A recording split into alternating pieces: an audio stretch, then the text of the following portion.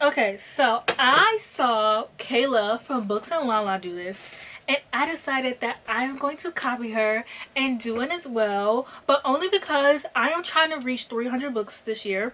I've already reached my yearly reading goal, which if you know me, I set my reading goal to 50 books every year just because I know I can hit that and it makes me feel really accomplished. And then I have a mental reading goal that I want to hit.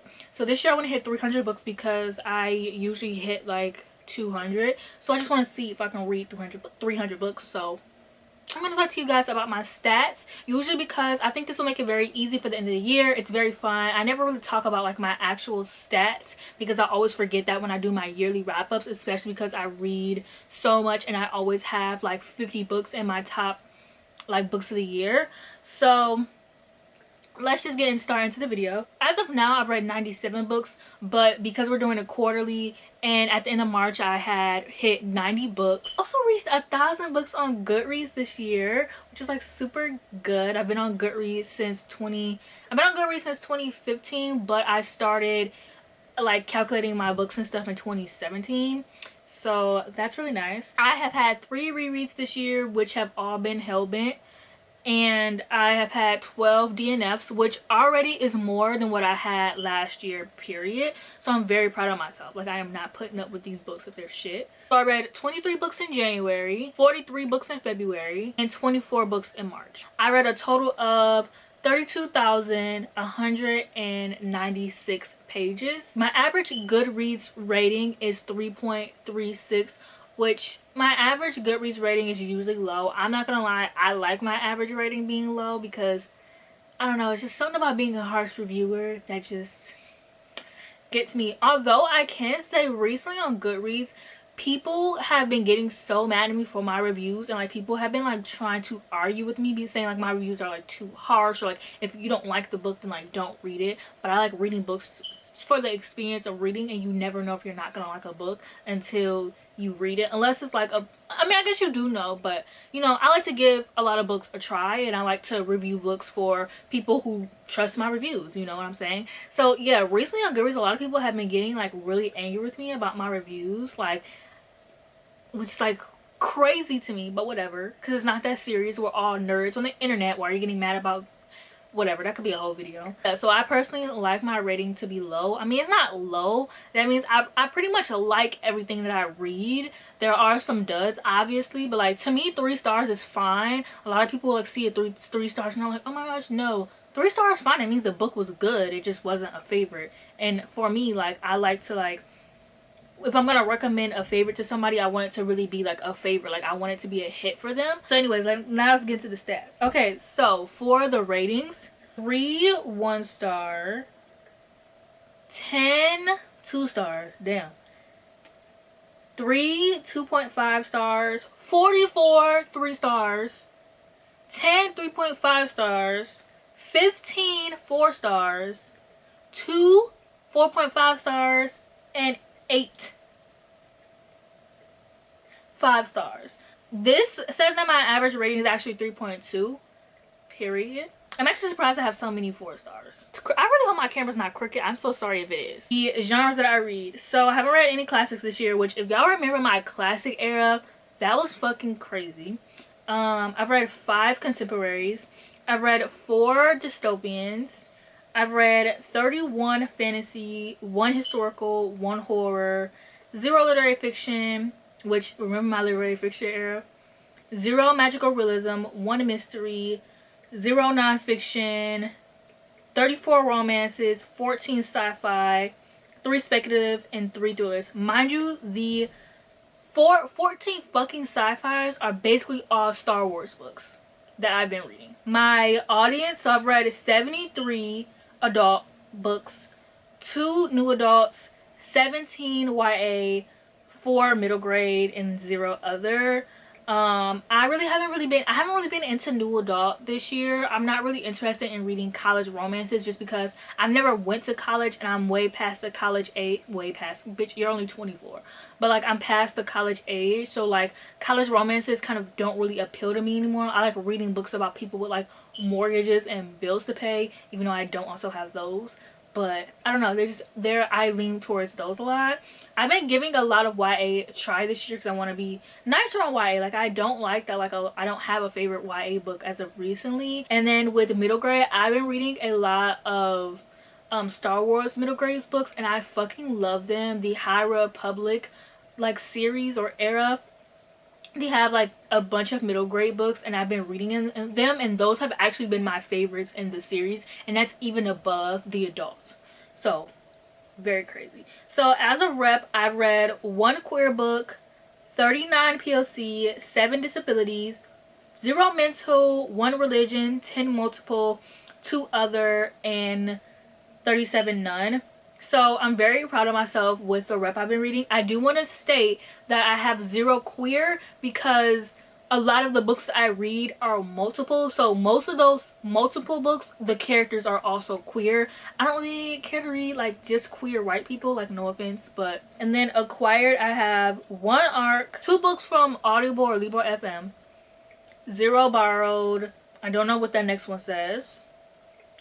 38 Kindle Unlimited, 41 library, 2 physically owned, and 2 scribd. So I love reading from my library. As we can see, I haven't really read any physical books this year. I haven't really read any physical books in a long time. Like, I don't think I read a physical book in almost, I haven't read consistently physical books in almost 2 years. Like, ever since I discovered, ever since I discovered my love for audiobooks, it's been really hard for me to just sit and read a physical book on my own. A lot of the times when I'm reading an audiobook, I'll like be reading the book along with it, but like just to read the book by itself, I really don't do that anymore because it just helps me focus with the audio. So yeah, I've been reading from my library. I can't really buy a lot of books, so what I've been doing is getting everything from my library, and then the rare chance my library doesn't have something, I'll be on Scribd or I'll go on Audible. I have a bunch of audible books on there that I still haven't read yet from when I was like going crazy that one summer and like buying a bunch of audiobooks. So I have a bunch left over that like are on my TBR still, but even sometimes I get them from my Libby instead just because I prefer the app. Book type, so I've read 64 novels, 0 poetry, 0 plays, 22 novellas, 0 anthology, and 4 graphic novels. All the graphic novels I read, once again, Star Wars.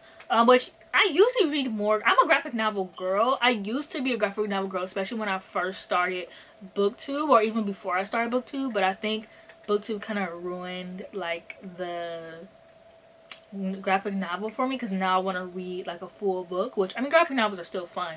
And then for formats, I have 34 audiobooks, 60 ebooks, and 2 physical.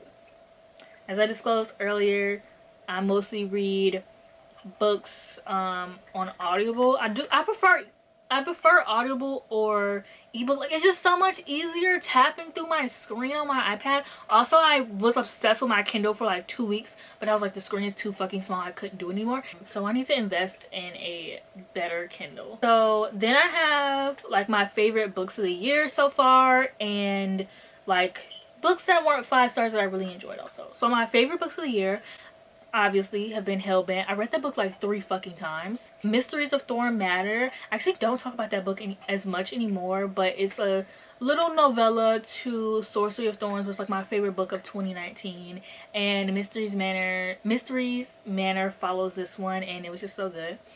Us Against You and The Winners by Frederick Backman. I read both of these at the start of the year. These literally the first of the year I read these books. They were so amazing. I love the small fucked up town that it's in.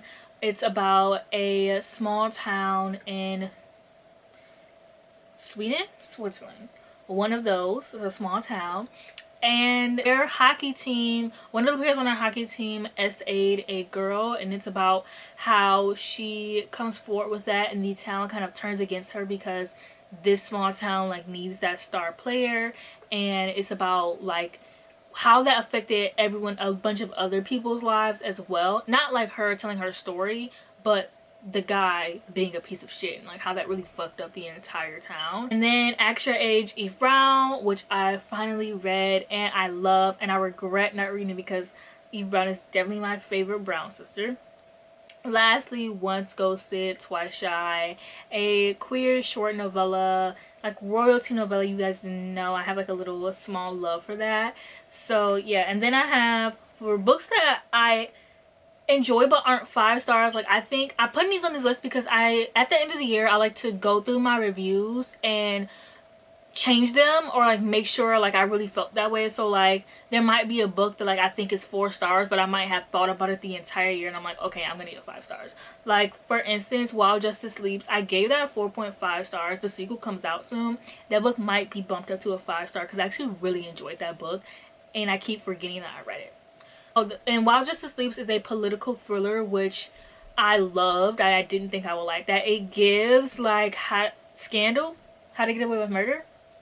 How to Get Away with Murder. It gives How to Get Away with Murder. The Starless Crown, which is like this underrated fantasy book. It was like really, really good. The Bones of Ruin, which is about a black girl who, I think she's like I forgot what she does. I want to say ballerina or I want to say ballerina or a type. Damn. So it's dry. But yeah, she can't be killed and somebody comes up to her and it's like, I know about your past. She doesn't know anything about her past, so she goes with him and it's kind of like X-Men. The Hunger Games, I read this year. It was really fun. I loved reading all of them. It was such a good experience. Highly Suspicious and Unfairly Cute was such a good YA novel. I just had some issues with like how it ended. Eastern Lights was a romance book that I read last month that I really loved. I just felt like the author was like trying too hard with the quotes and like making sure she made like quotable sentences. Cruel Beauty, which I read for an experiment video and I had a lot of fun reading it. It's a Beauty and the Beast retelling, and I think I like this so much because I don't necessarily love Beauty and the Beast retelling.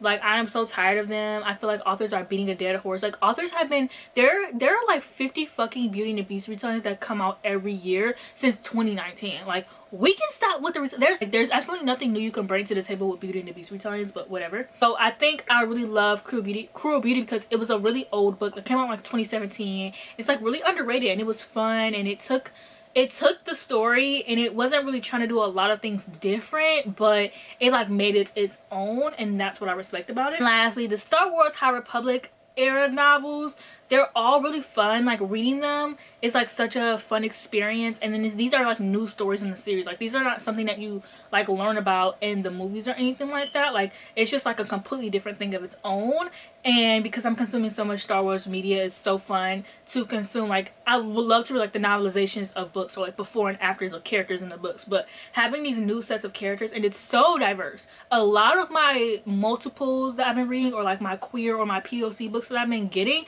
actually came from Star Wars, because besides like the creatures that they make up and stuff, they have like a lot of queer characters, they have a lot of POC characters, like very diverse. Star Wars books are very diverse, and like the movies are pretty diverse. The movies aren't that diverse. The TV shows are pretty diverse. They're trying, but the books are so diverse. So yeah, I've had so much fun reading those books and I'm like absolutely loving it. I'm gonna do some Star Wars video recommendations in the future, maybe later on this month, so I hope that y'all looking out for those because you're gonna get them anyways.